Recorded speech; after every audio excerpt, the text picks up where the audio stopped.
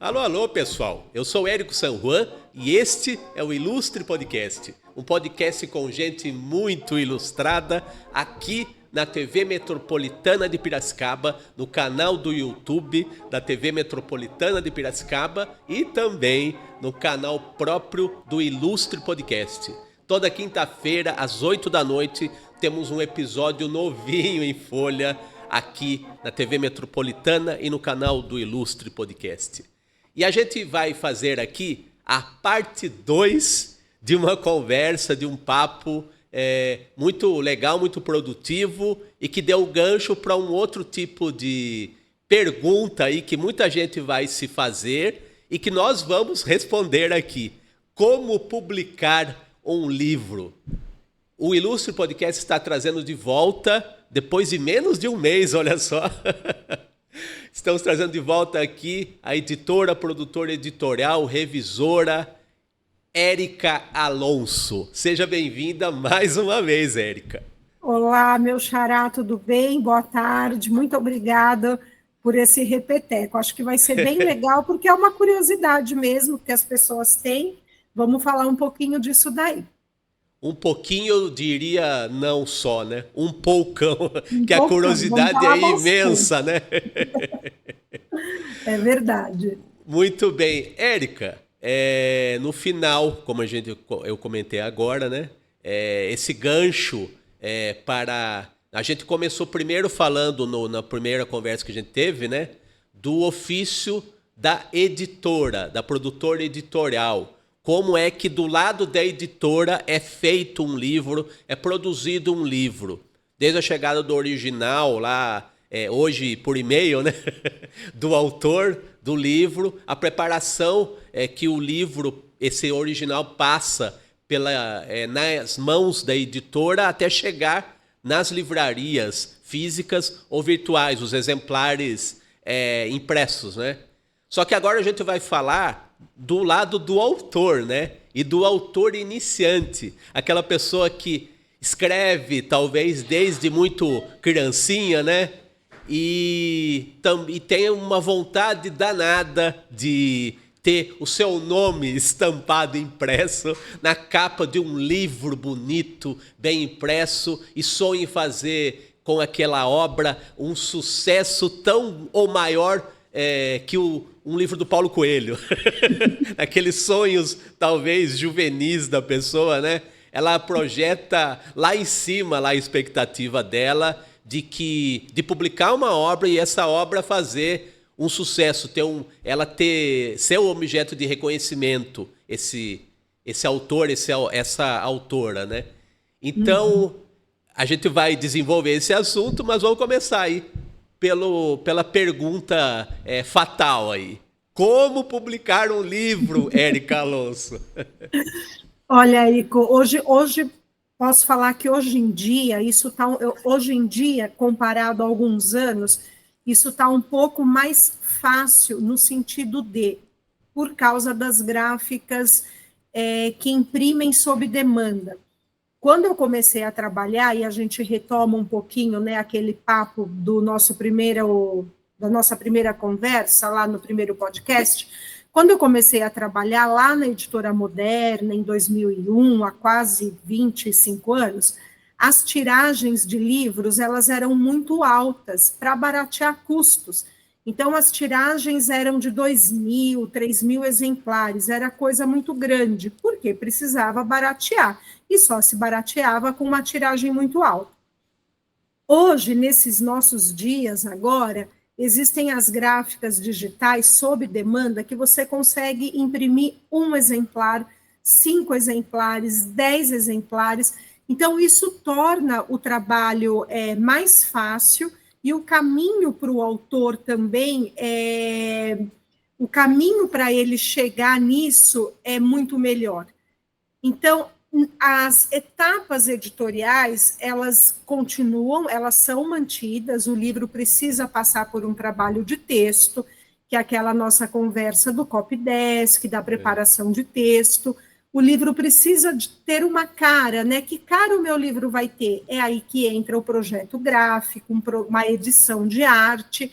tudo isso não se perde, isso é mantido, o livro, o texto, né, o original, como a gente costuma dizer, ele passa, sim, por essas etapas, a capa, a criação da capa, mas na hora de decidir a gráfica, o papel, essa parte que sempre encareceu demais de papel e gráfica, isso hoje se facilitou muito, entendeu? Então, assim, para esse autor que tem o sonho, olha, às vezes, se ele tem essa pretensão, né, de atingir um Paulo Coelho, alguma coisa, é outra história. Mas muitas vezes ele só quer realizar, às vezes ele tem outra profissão, ele trabalha com outra coisa, mas ele tem sim aquele desejo. Olha, eu quero tirar esse texto da gaveta, esse texto que, como bem disse você, escreve lá na juventude, ou venho escrevendo, porque é um hobby, as pessoas escrevem, né? Eu quero escrever minhas poesias, meus contos, as minhas crônicas, né? As minhas impressões cotidianas, e tenho, por que não, um sonho de colocar isso no papel. Claro que tudo pode acontecer. De repente, esse livro se torna, assim, um sucesso de público, de crítica, e ele atinge um patamar que nem ele estava esperando. Mas, muitas vezes, é só o desejo. E aqui eu vou mostrar um exemplo. Por exemplo, acho que a gente está um pouquinho, a internet oscilou um pouquinho. Esse livro aqui, por exemplo, ela é uma arquiteta. Ela me procurou porque ela tinha esse sonho, e não é um livro pequeno, tá? A gente está falando aqui de 256 páginas.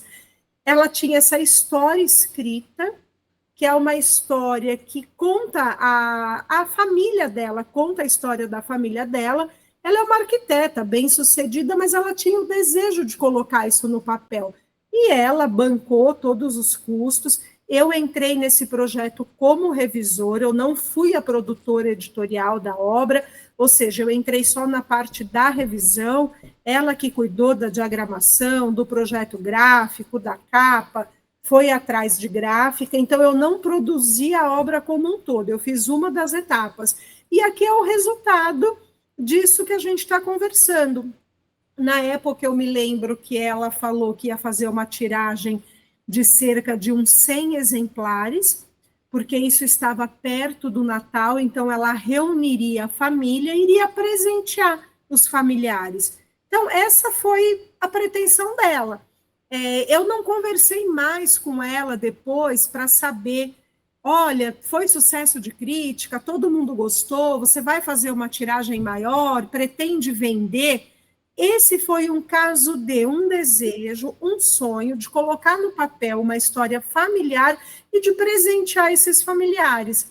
Então, assim, é possível fazer. Está aqui o resultado, ficou muito bem produzido, a qualidade de papel, de tudo, qualidade gráfica, de impressão. Então, esse foi um resultado, foi uma situação. Certo. Ô, Érica, você falou de números, né? Que... há décadas atrás, mais no começo lá da sua atuação, né, no mercado, as editoras faziam tiragens vultosas, aí, digamos assim, 2.000, 3.000, para compensar o custo da obra, porque as máquinas, elas são... É caro você manter uma máquina numa gráfica, né? Uma impressora numa gráfica. Elas eram rodadas em offset, como se fala, aquelas tiragens grandes. Hoje a gente faz a tiragem em gráficas digitais, por isso que é bem mais barato, né? Não precisa ser uma tiragem enorme, que compense exatamente o que você falou, de deixar uma máquina ligada, muita gente ali trabalhando, tem tudo isso. Então, e assim, e você agora citou um exemplo da realidade mais recente aí de uma possível alternativa de tiragem, vamos dizer uma tiragem, nem sei se o termo é esse, o correto, mas dá uma ideia da dimensão, né? Uma tiragem mais doméstica, assim, Sim, 100 exemplares, né? E ela tinha, mesmo que atingisse, digamos, apenas a família dela, eu acredito que 100 exemplares, as pessoas não têm noção de como 100 exemplares é bastante, né? É bastante, sim. É que, né, quer ver, o livro dela foi de 2019. Então, a gente está falando de ainda 5 anos. Hoje está mais fácil ainda. Pode ser que naquele momento ela não teve um custo tão atrativo. Então, imprimir, de repente, 50 e 100 daria a mesma coisa, porque às vezes isso acontece, viu, Sim. Érico? Às vezes você vai imprimir 20 ou 40, o custo é quase o mesmo, então você imprime logo 40. Essa foi uma situação interessante. Eu entrevistei aqui, olha como que a gente vai, tá aqui no podcast até meio sem querer, assim, conduzindo muito as entrevistas trazendo escritores, né? Eu trouxe aqui 2 escritoras aqui de Piracicaba, a Simone Michi e a Vanna Narval. Você não conhece, mas a Simone é escritora infantil. Ela publicou um livro por uma editora de São Paulo, não vou me recordar agora, acho que é ligada a Marco Zero, que é um bruxinho meio na linha do Harry Potter, que é o Hazanik. E foi um livro que foi muito bem. Mas a maioria das edições da Simone, pelo menos as mais recentes, ela publica por esse sistema de tiragem sob demanda. E a Vanna Narval é uma musicista e que ela publicou um livro sobre a Banda União Operária de Piracicaba, que deve ter muitas bandas desse tipo parecidas aí pelos interiores do Brasil, né? Aquela banda que a gente associa mais a coisa da banda militar, sabe?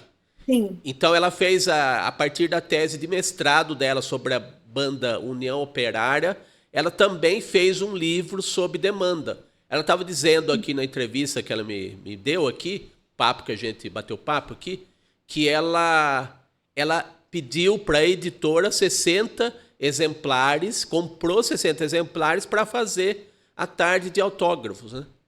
E, sim, tipo, eu posso dizer porque ela falou aqui, ela não vendeu tudo. Sim, então, sim, por aí você vê que são 60 exemplares, 100 exemplares, 200 exemplares, já é considerável, um número considerável, né? Eu fico pensando, sabe em quê? Eu tenho muitos colegas que publicaram álbuns de quadrinhos via edital de incentivo, do PROAC. Sim. E eu já vi muitos quartinhos de despejo dos estúdios desses colegas com aquele monte de caixa de livros, sabe? Enchendo o quartinho, né? E era essas quantidades aí, 100, 200, sim, 500. É bastante. Né? É muita coisa, né? Então, porque, olha, pode falar. Não, pode ir. Não, porque olha só, Érico, né, me ocorreu agora o seguinte, né? Nós estivemos juntos e nos conhecemos, inclusive, no lançamento do nosso amigo querido, sim, lá do Fernando Vítolo. Você concorda comigo? Você tem uma conta rápida, você tem 200 pessoas no auditório, um exemplo. Isso. Mas você não vai vender os 200 exemplares, porque você está falando ali de famílias. Então, de repente, tem um casal que chega, não vai cada um comprar um livro, o casal vai comprar um, para a família, para o casal, né? Aí tem lá uma família, um casal com 2, 3 filhos, porque eu observei isso lá no auditório. Então, você não vai vender um livro por pessoa, um livro por cabeça. Então, se eu estou acompanhada, eu vou comprar um exemplar. Né? Se você está acompanhado, você vai comprar um. Então, de 200 pessoas que estão ali, talvez você venda realmente 70, 80. Né? Isso se todas comprarem. Há uma coisa, há uma fala nossa que, assim, você num lançamento é de bom tom você, obviamente, comprar o livro para prestigiar o autor, que é seu amigo, prestigiar seu colega. Eu não consigo ir a um lançamento e não comprar. Porque, assim, eu estou lá para prestigiar e quero fazer o meu momento de tiete. Aí eu deixo de ser a Érica que trabalha na obra para ser a Érica fã do autor, a leitora, né, que quero ler, eu quero ter a minha dedicatória, né, a minha foto ali. Então, tem isso também. Mas não é todo mundo que vai ao lançamento e compra. Já cansei de ver lançamento, tanto como você falou, é só fazer a conta. Você tem 100 exemplares. Puxa, a casa está cheia, o auditório está cheio, a livraria está cheia, mas será que todo mundo comprou? Certamente não. Tem esse fator também, né? Pois é, mas nesse lançamento aí, a gente está se referindo, para quem não sabe, ao lançamento do manual do New Rádio, que é um lançamento que os autores são o Fernando Vítolo, o Heródoto Barbeiro e o Nilo Frateschi Júnior. E eu participei dessa obra com tirinhos do meu personagem Dito Bendito, meio que ilustrando a maioria dos capítulos do livro, né? E eu participei dessa manhã de autógrafos com uma pequena malandragem da minha parte, que consentida pelo Fernando Vítolo, lógico, né? Que foi desenhar caricaturas no final de cada exemplar, na página final de cada exemplar, que era uma página em branco, né? E certamente como eu participei da obra com os quadrinhos, vamos dizer que eu me senti meio autor da obra também. E falo mais, eu acho que isso também, aí é uma opinião minha, tá? Uma opinião pessoal de quem estava lá no dia do lançamento, uma manhã deliciosa. Isso foi um gancho também para as pessoas comprarem, eu penso. Porque você fala, puxa, além de eu ter a obra, pegar os autógrafos ali desses 3 grandes autores, ainda vou ter uma caricatura, que legal. Se eu não estava pensando em comprar, agora eu quero comprar, porque eu quero ter a caricatura também. Então, uma coisa puxa a outra, Érico, não tenha dúvida disso. E assim, o legal da caricatura ao vivo, independente de estar inserida um livro ou não, a movimentação, o povo é muito curioso. Então, você falou que uma coisa puxa a outra e uma pessoa puxa a outra também, porque a caricatura ela gera uma movimentação que as pessoas ficam muito curiosas para acompanhar, né? O que está acontecendo naquele canto lá, né? Não, tinha mais gente em torno de você ali do que com os autores, em alguns momentos, porque é incrível, você está vendo o cara desenhar ali na hora, em tempo real, que genial, né? Então, achei que foi muito feliz a ideia de vocês, né? De lá no lançamento ter esse momento também, né? Você, um participante da obra, um cartunista, desenhista conhecido, está lá fazendo esse trabalho ao vivo, em tempo real. Foi muito bacana. Só para fechar esse assunto aí desse livro, né? Eu gosto de me engajar antes desse verbo virar modinha na internet, né? Assim como compartilhar, né? Eu gosto de compartilhar o projeto e de estar engajado nele, verdadeiramente, sabe? Porque eu acredito que, de alguma maneira, é uma parceria, né? Então, não interessa se o livro não tem meu nome na capa, entendeu? Eu estou participando. Então, sempre que o autor permite, eu vento com esse tipo de ideia que valoriza a obra, né?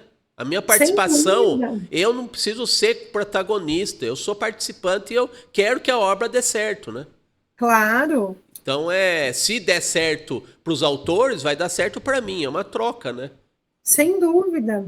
Então é isso.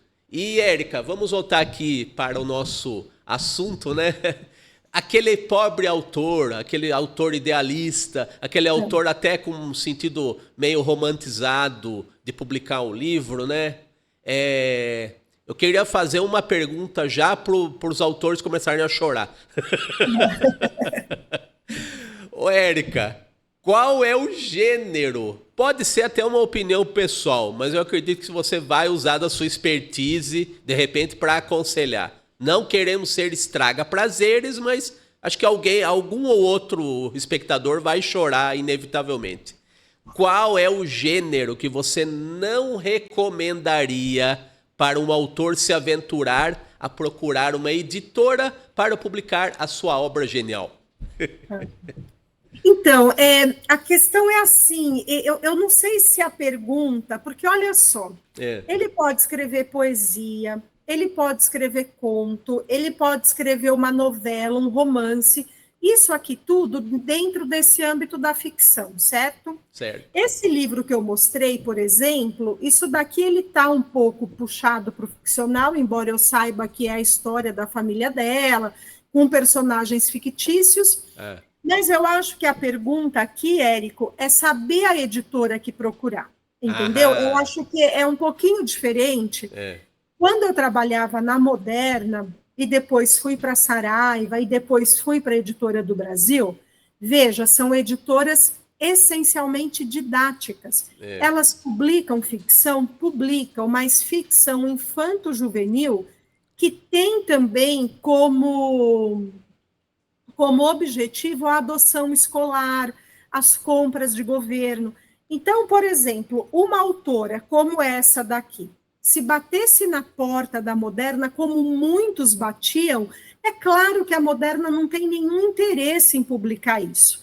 Porque a autora é ruim, o texto é ruim, nada disso. Simplesmente porque não é o foco da editora, não é o catálogo.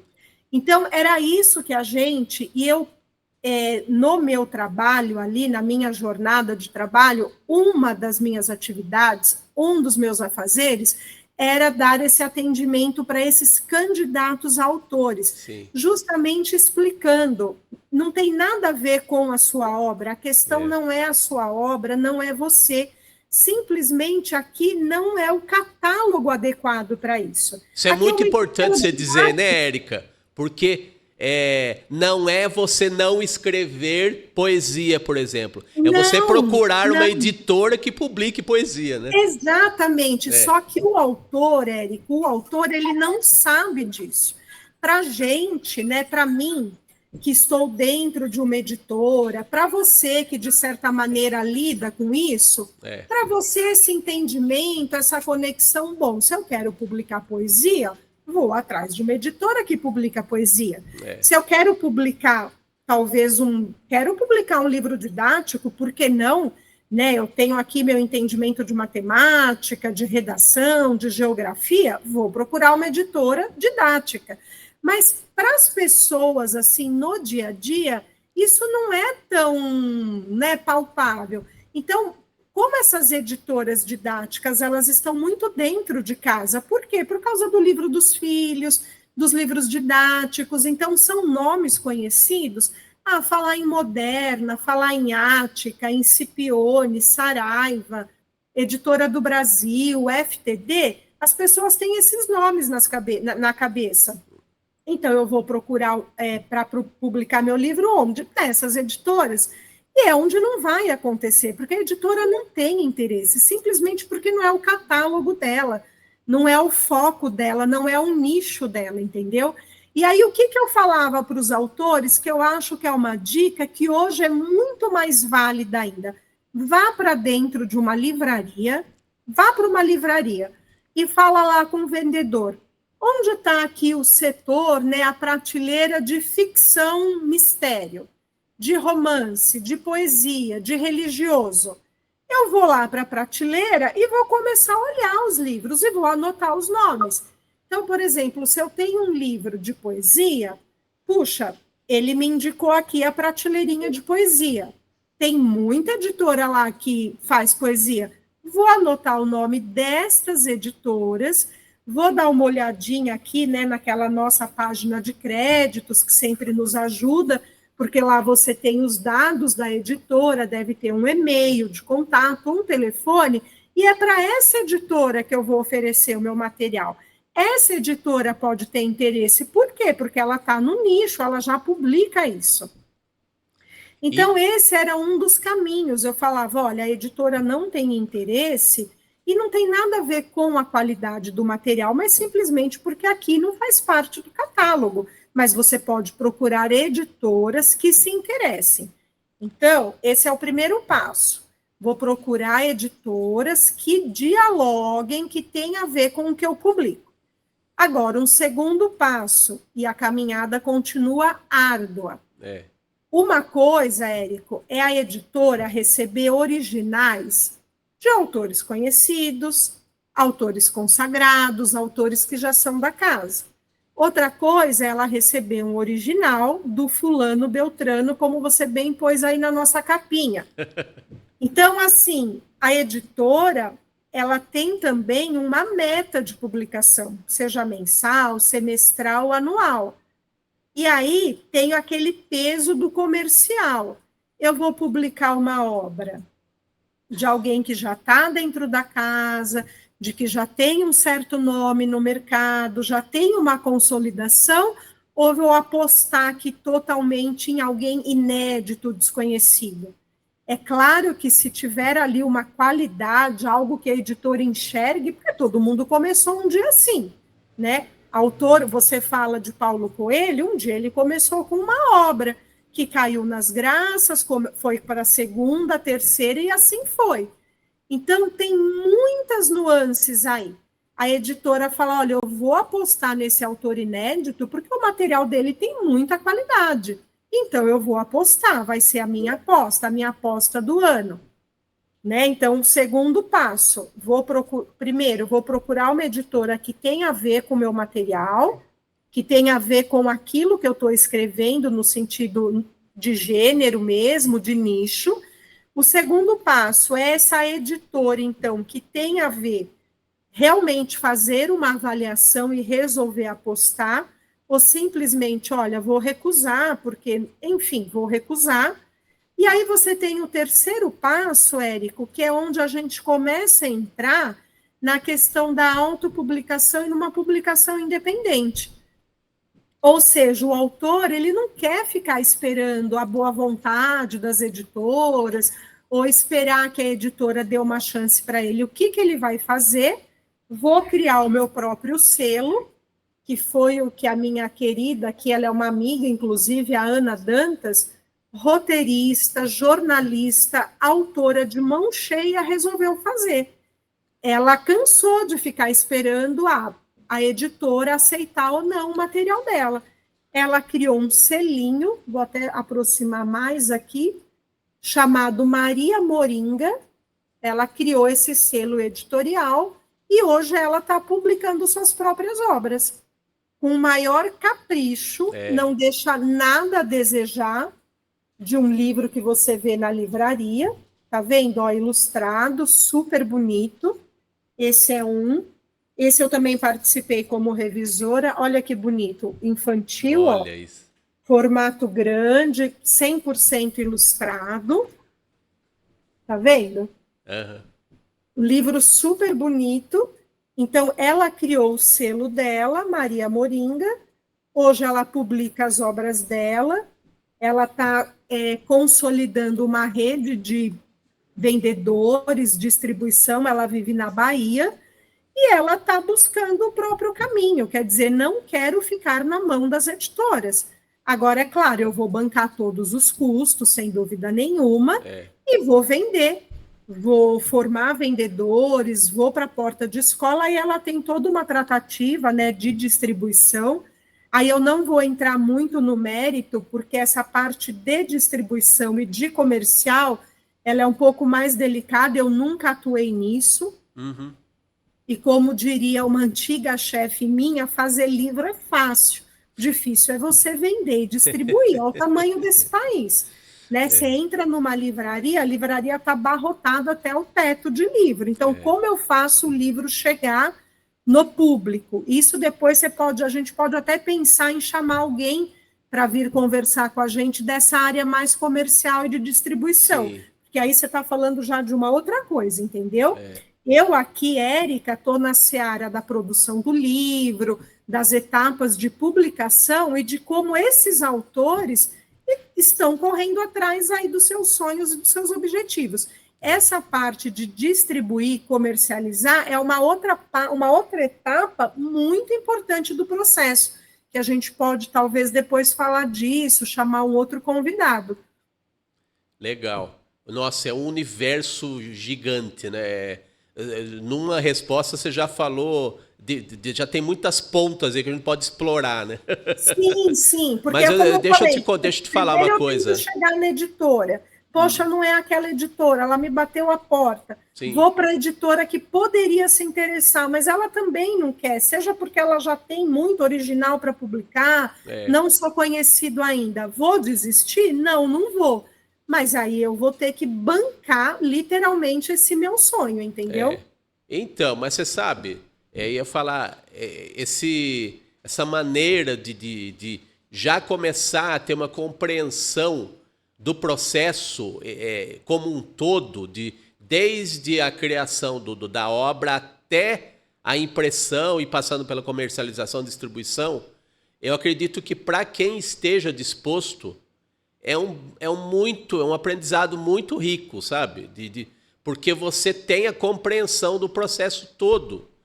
E eu me identifico muito com essa postura assim de vai atrás e se vira, sabe? Porque eu comecei, eu publiquei muitos livros como convidado, participante. Não cheguei ainda a publicar livro meu, só meu, né? Mas já no meu caso, eu sempre fiz acontecer quando eu não tinha os espaços convencionais de mídia para me movimentar com o meu trabalho, sabe? Então eu também criei muita publicação, muita na área do humor, né? Muitas na área do humor gráfico e tudo. Desde que eu comecei em mídia tradicional, em jornal, ao mesmo tempo eu fazia publicação independente também. Então essa história do processo, eu já desde muito cedo eu já tenho essa compreensão até de direcionamento, de público-alvo e muita coisa, né? Então, para quem está disposto, é um aprendizado, né? Essas etapas todas. Claro que a gente não domina todas as etapas, a gente tem que procurar as pessoas que fazem, por exemplo, se você não é um ilustrador, você vai buscar um ilustrador, um designer, né? Então, como eu não sou da área visual, eu não sou designer, eu não sou de arte, mas eu conheço muitas pessoas, então eu consigo tocar uma produção independente, porque eu consigo reunir. Então, por exemplo, o autor diz assim para mim, esse candidato, essa pessoa, esse autor que fala, Érica, não vou ficar esperando editora, estou aqui com uma reserva, vamos bancar essa produção. Então, assim, eu consigo conduzir todo o processo, como eu conduziria dentro de uma editora, porque eu consigo chamar um designer para trabalhar com a gente, um capista, um ilustrador, tenho contato em gráfica para fazer orçamento, para fazer tudo.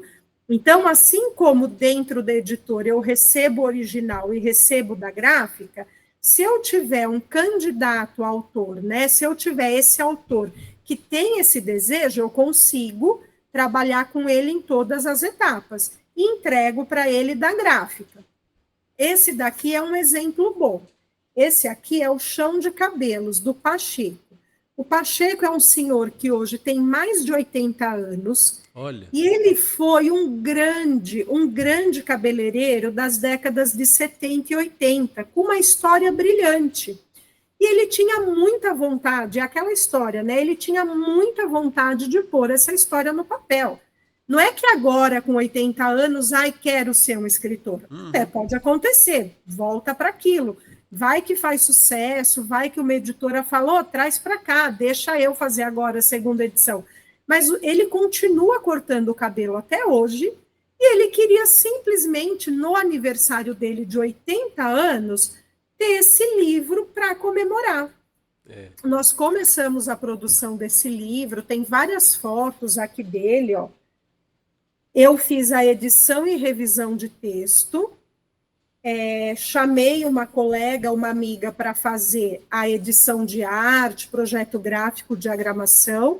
A capa foi feita pelo sobrinho dele, conseguimos imprimir, foi uma tiragem um pouquinho maior, se eu não me engano, acho que de 200 exemplares, e no dia que ele fez 80 anos, olha, foi 19 de janeiro de 2020, a dedicatória aqui, no salão que ele trabalha até... Está aqui agora.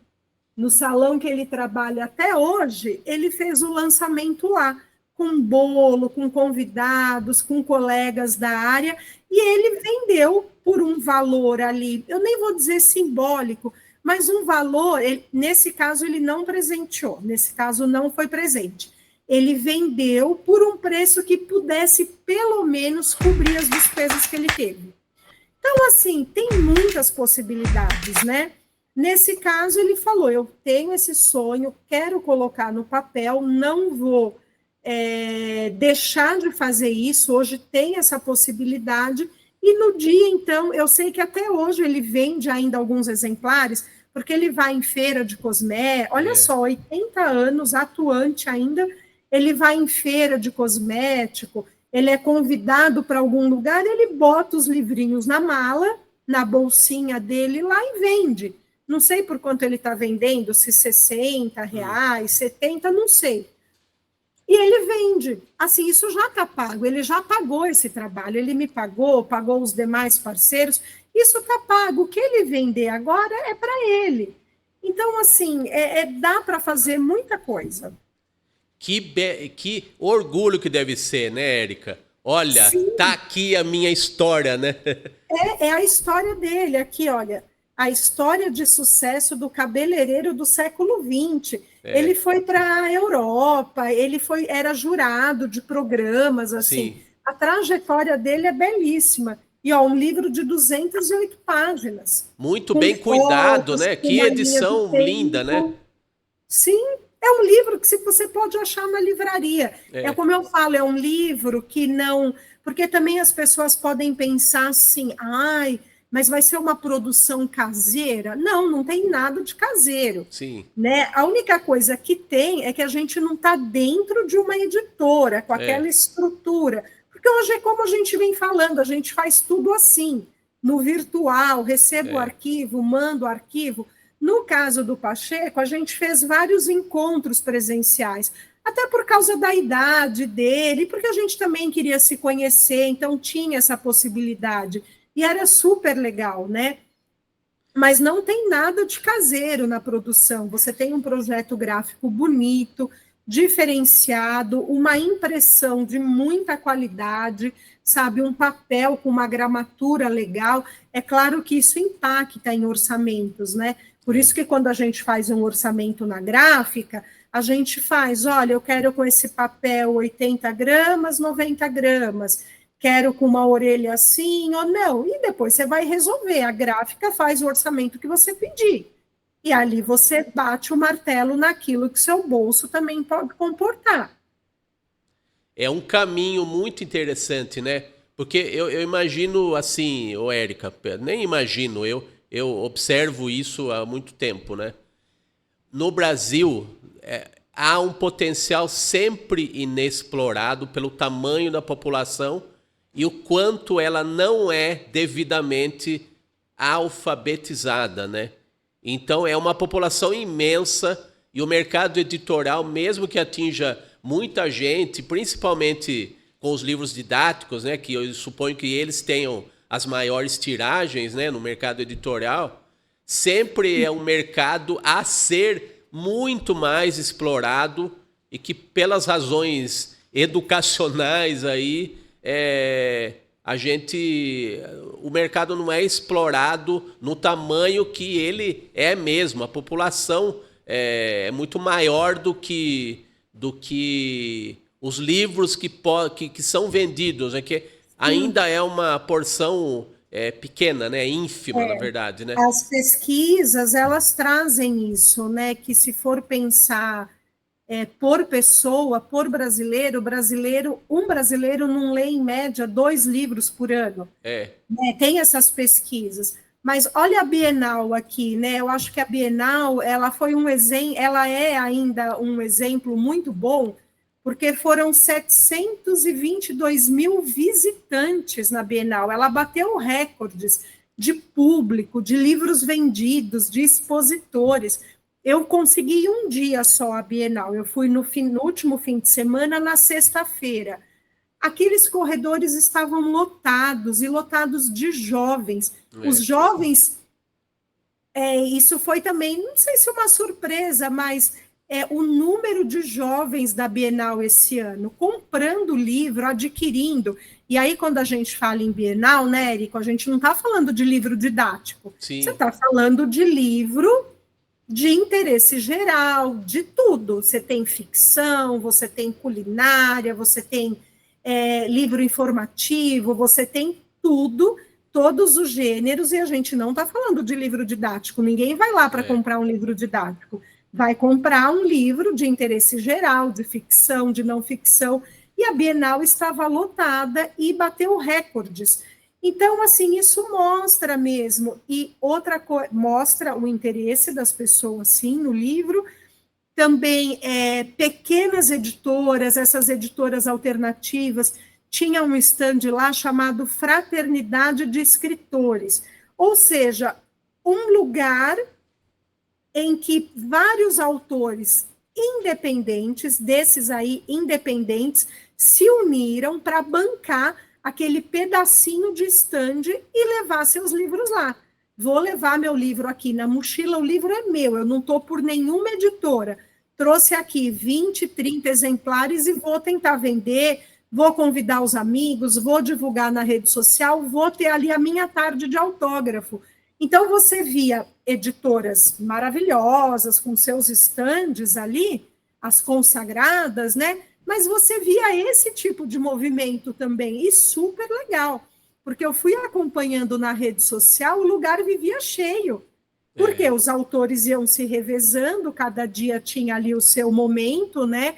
O seu pedacinho para autografar o seu livro, e os leitores iam, os seus amigos, os seus familiares, porque é assim mesmo.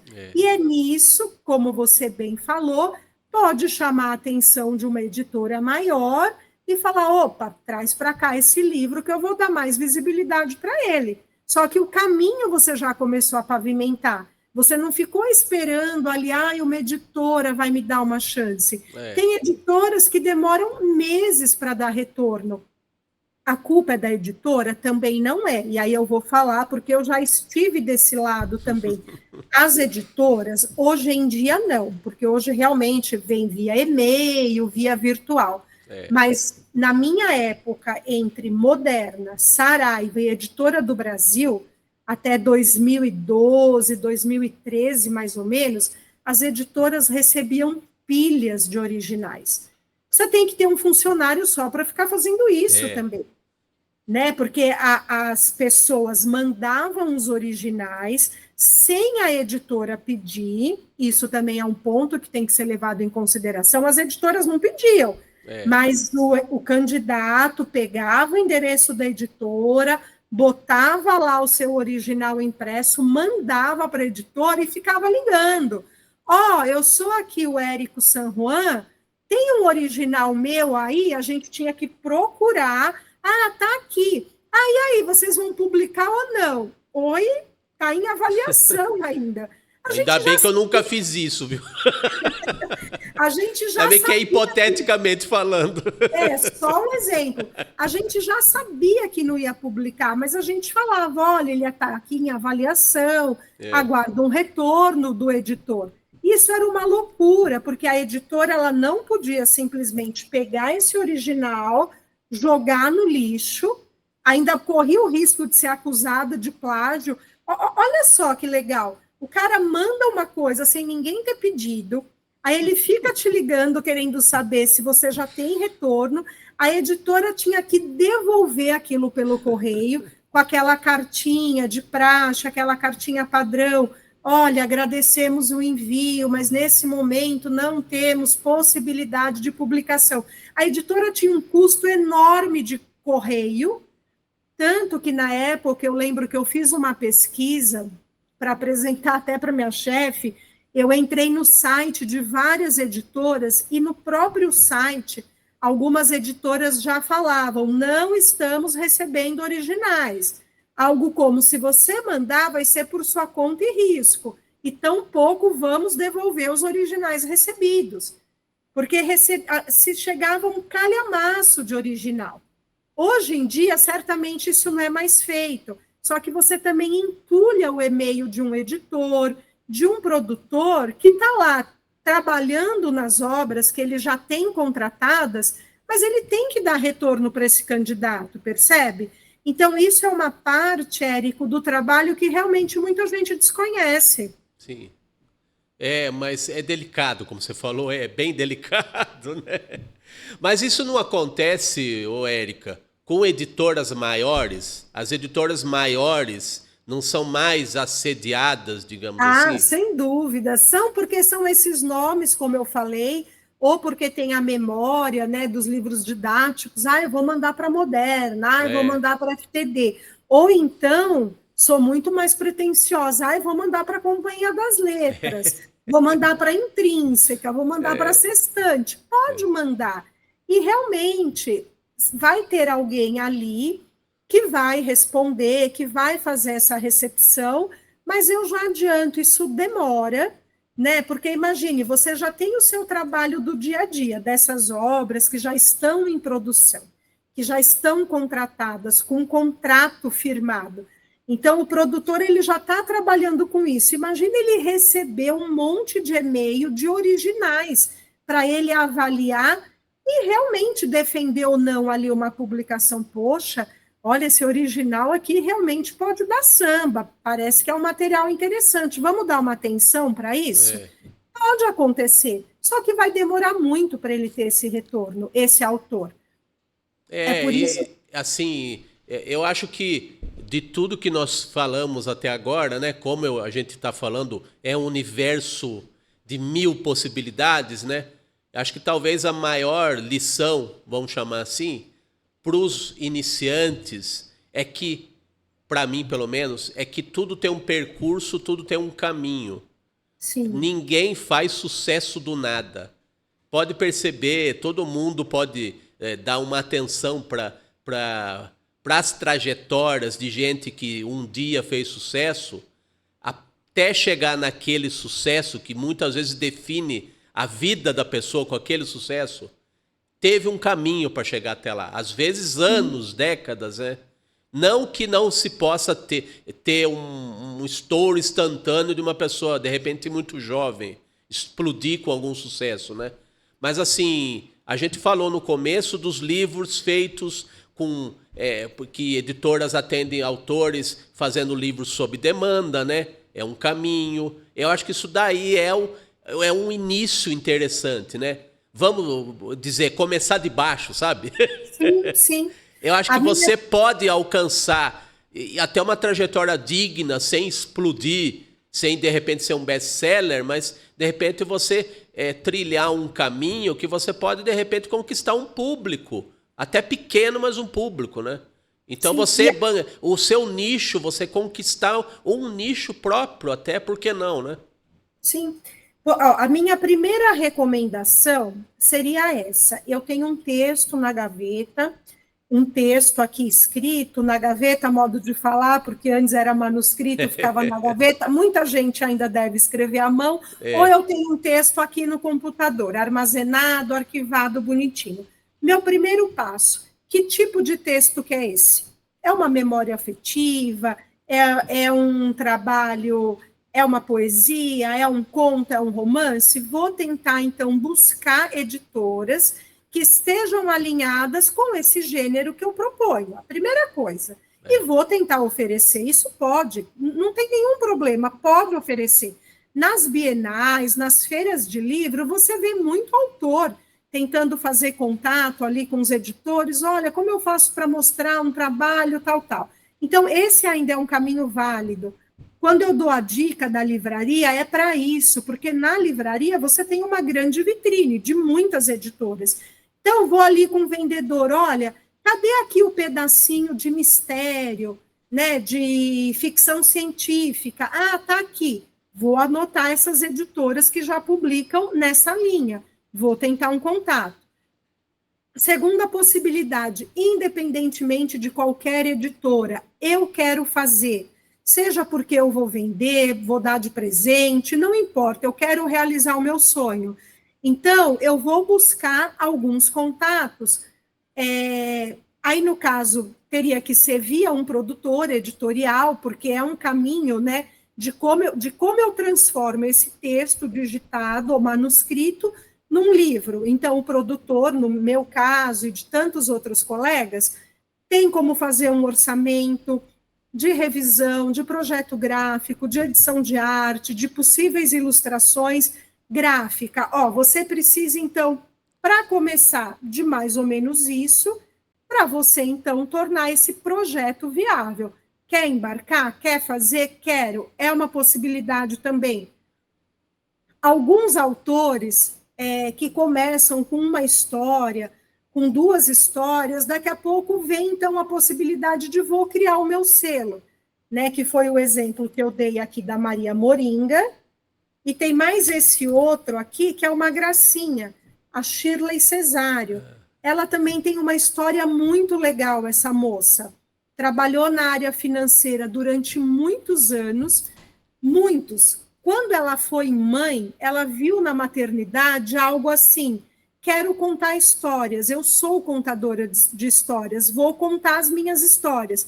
E ela escreveu esse livro, que é o Quase um Pintinho, que eu revisei. Ela não está mais na área financeira e ela também criou um selinho, o BBJ. O livro dela é uma graça. Ela estava lá na Bienal, nessa fraternidade dos escritores, lá com os livros dela. Olha que gracinha. E hoje ela já está até publicando outros autores, que não apenas os textos dela. Ela cria uma comunidade, um network, né, da área dela, né? Exatamente.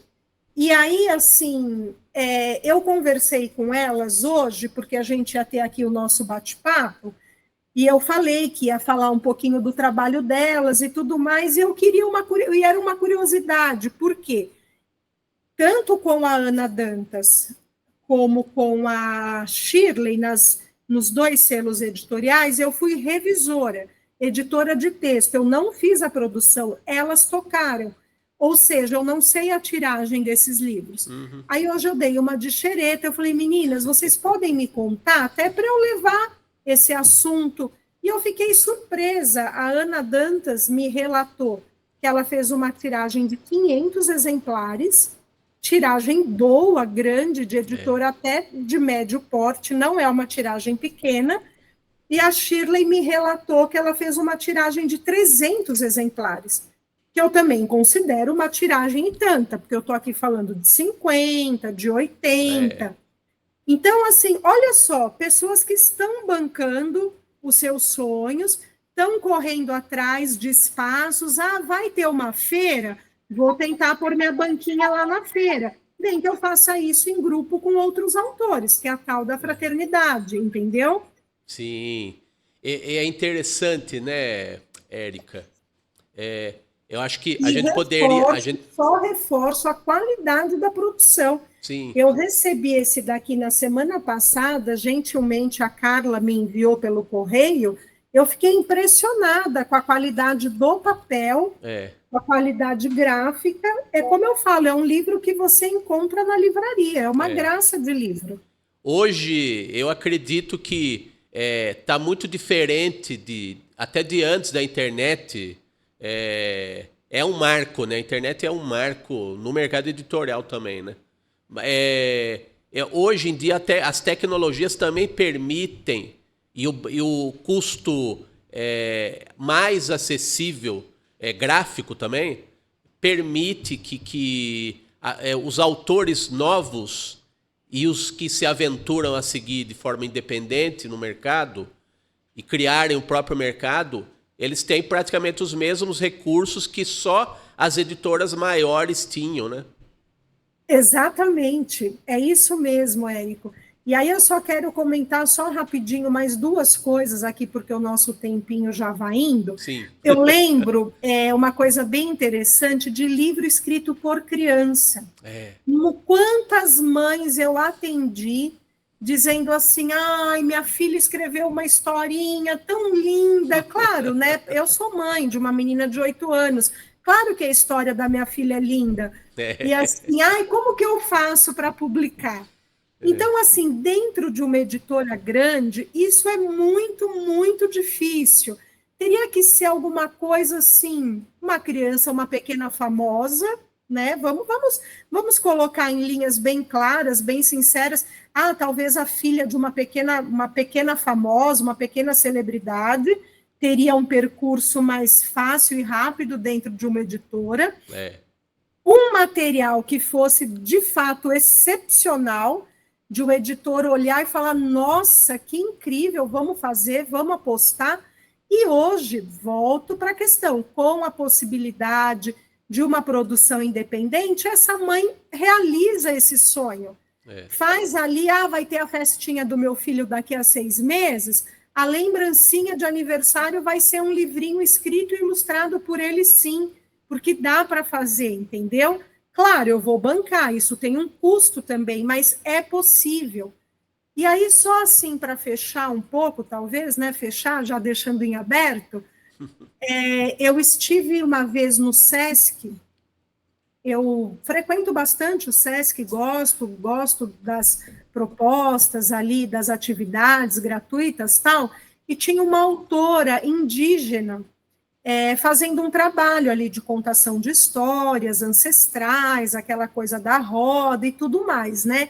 E ela estava vendendo um livro dela, que foi publicado, se eu não me engano, por uma editora de Brasília. Eu até, como eu falei, comprei o livro para fazer a tietagem, tirei foto com a minha filha, com a autora indígena, que fez uma dedicatória. Tempos depois, essa autora me procurou, falando assim, Érica, eu tenho uns textos aqui na gaveta e quero revisar para tentar mandar para alguma editora. E se essa editora não se interessar, eu vou tentar fazer de maneira independente. Por quê? Porque eu vivo nesses eventos, né? Quase todo fim de semana eu estou contando história, estou em alguma oficina e as pessoas vêm me pedir o livro dessas histórias e eu não tenho. Eu falei, essa ideia é bárbara, porque você pode bancar essa sua produção, fazer essa tiragem, colocar os livros ali na mochilinha e quando você for para o evento, você vende.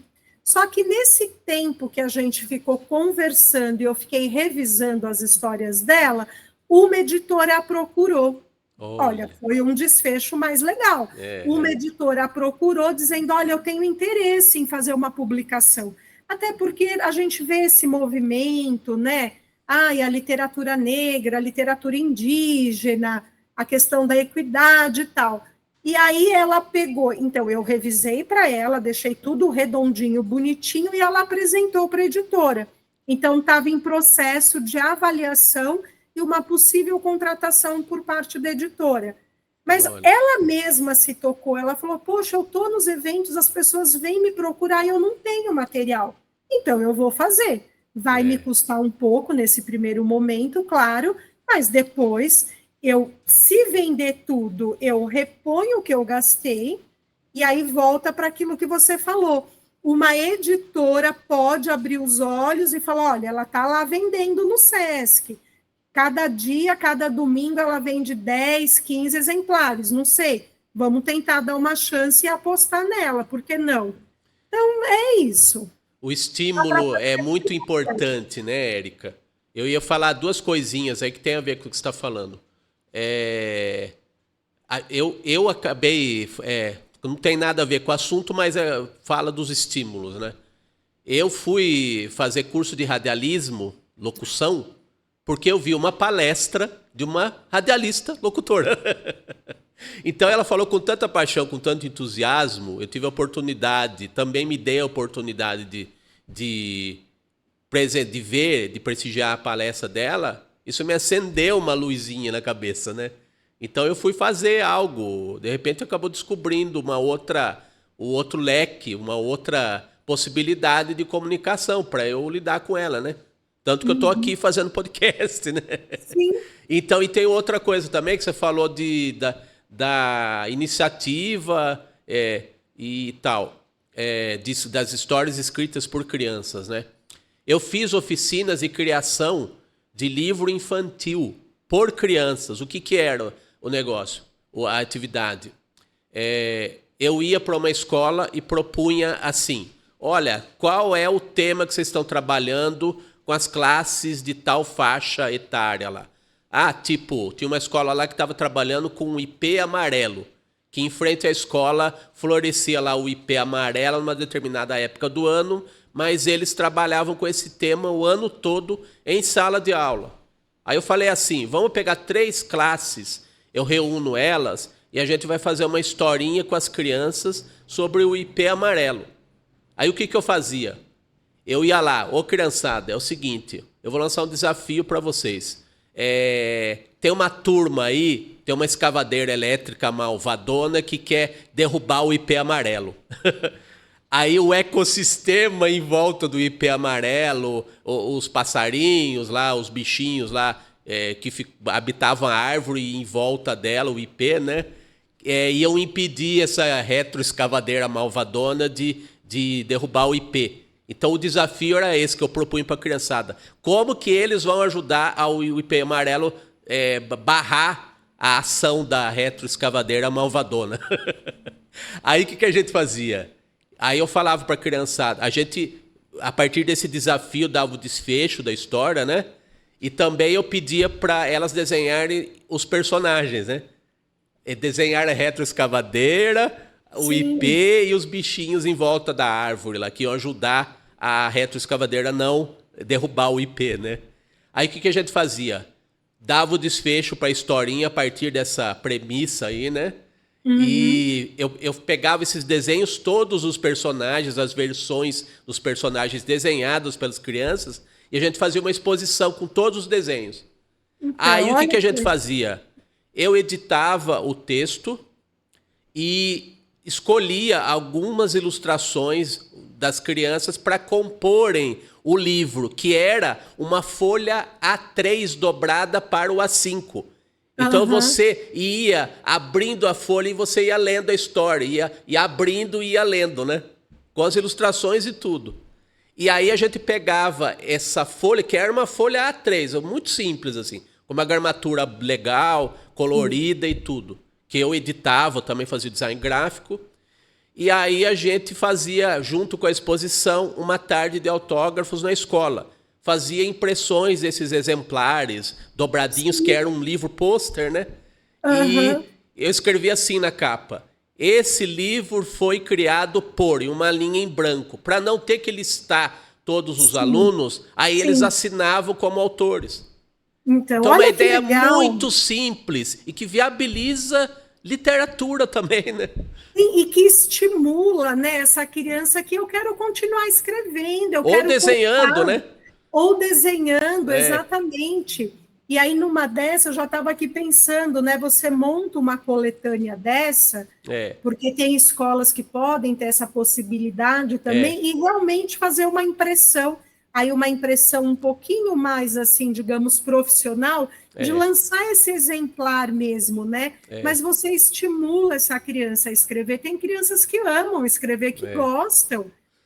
Pois é, e esse E trabalho teve desenhar também, desdobramentos. desenhar, lógico, os ilustradores vão nascendo daí, tá certo, né? É, esse trabalho teve um desdobramento legal, que tem uma indústria aqui que é Dedini Indústrias de Base, aqui em Piracicaba, que é bem tradicional. E eu fui chamado para fazer uma oficina dessas, com esse mesmo estilo de trabalho aí com criançada, que eram filhos de funcionários. A gente fez uma cartilha de segurança do trabalho ilustrada pelas crianças, nos Olha moldes só. desse trabalho aí. Então já gerou frutos, né? Sim, sim. E algumas empresas, elas promovem, né, o Dia das Crianças, os pais podem levar as crianças no Dia das Crianças lá para a criança tem a curiosidade, como é a empresa do meu pai, como é um escritório, né? Então dá para fazer muita coisa, e isso Dá. pode virar um livro ilustrado, pode virar uma coletânea de pequenas histórias ilustradas, é bem bacana, viu? As possibilidades estão todas aí. Vamos fazer, né? E Sim. vamos, cada passo, trilhar cada passo aí, de repente a gente pode ter a nossa felicidade criando, né? Criando livros, fazendo literatura, difundindo a arte da escrita, né? Só não faz quem não quiser. O mundo está aí para mostrar que tudo é possível, né? Sim, é possível, dá para fazer com baixo custo, né? Claro, alguma coisa vai custar, porque custa mesmo, isso não tem como também, mas é possível, né? É muito diferente de antes, que falava assim, nossa, mas é difícil, não dá. Não, agora dá, é possível, dá para fazer, dá para começar devagarzinho, sim, né? Se tem esse sonho, se tem essa vontade, tem meios de conseguir concretizar, é plenamente possível. É isso aí. Muito bem. E com essa mensagem edificante, porém real, Érica, queria te agradecer pela segunda parte aí. Eu não sei se você Eu vai que querer dar gancho para uma agradeço. terceira, mas eu Sim, agradeço depois, as duas até agora, eu te agradeço muito, viu? E a claro, gente eu vai que colocar agradeço o aqui o espaço. nosso tradicional slide aqui da Érica Alonso, que é a maneira pela qual o nosso ilustre espectador pode encontrar a Érica no mundo virtual, quem né? Escrever, quem está com alguma coisa aí na gaveta, armazenada no computador, vamos tirar do papel. É isso aí. @Erica com K, erica.alonso.editora. @erica.alonso.editora. Érica, muito obrigado. E vamos conversar mais, que a gente viu aqui que é um universo realmente, tem muito assunto, né? É mesmo. Gente, muito obrigada, viu? Ótima tarde. Legal. É isso aí, pessoal. A parte 2 aqui, vocês acabaram de ver com a nossa querida Érica Alonso aqui, a nossa facilitadora, digamos assim, do sonho de muitos autores, né? Por que não? O sonho da literatura, né? Da Sim. arte da literatura. E chegamos ao final de mais um episódio do Ilustre Podcast. Estamos aqui na TV Metropolitana de Piracicaba, no canal do YouTube da TV Metropolitana de Piracicaba, toda quinta-feira, às 8 da noite, às 20 horas. E também, esses episódios também vão para o canal próprio do Ilustre Podcast no YouTube também. Ilustre Podcast. Você digita lá na busca do YouTube, você acha facinho lá. E os episódios, os links todos, se você quiser ver no Instagram, vai lá em @ilustre.podcast no Instagram, no popular link da bio. É isso aí, pessoal. Um grande abraço. Até quinta que vem. Tchau, tchau. Até. Tchau, tchau.